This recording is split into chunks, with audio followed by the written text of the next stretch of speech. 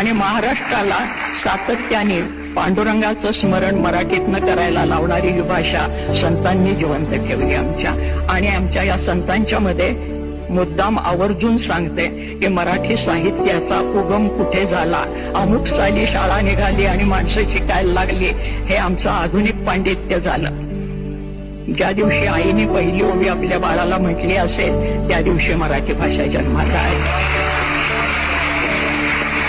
कांदा मुळा भाजी अवघी विठाबाई माझी, लसूण मिरची कोथिंबिरी अवघा झाला माझा हरी, असं म्हणणारा आमचा सावता माळी त्यांनी ही भाषा जिवंत ठेवलेली आहे. आणि या मराठी भाषेला अभिजात दर्जा मिळालाय. या सगळ्यांना मिळून हे अभिजातपण आलेलं आहे.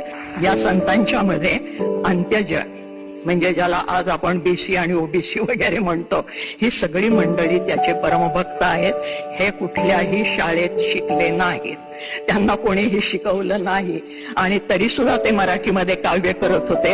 याचा अर्थ मराठी फक्त लिखितमध्ये नाही, ती बोलीतनं निर्माण झाली, बोलीमधनं पसरली आणि म्हणून शिवाजी महाराजांना खेड्यापाड्यातले मावळे मिळाले.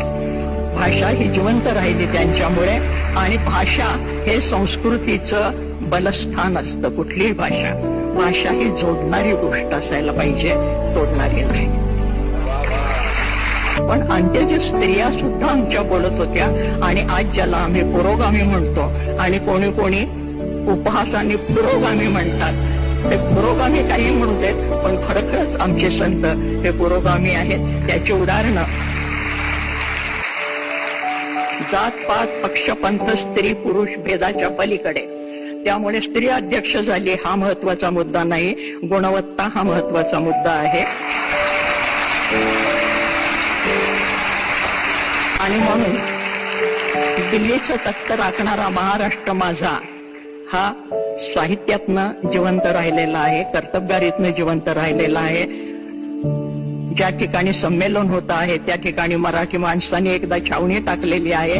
हा सगळा इतिहास आपल्याला माहिती आहे आणि आपण एकमेकांचं मैत्र जोडून पुढे जाणार आहोत. कारण भूता परस्परे पडो मैत्र जीवांचे, हे ज्ञानेश्वर महाराजांनी सांगितले.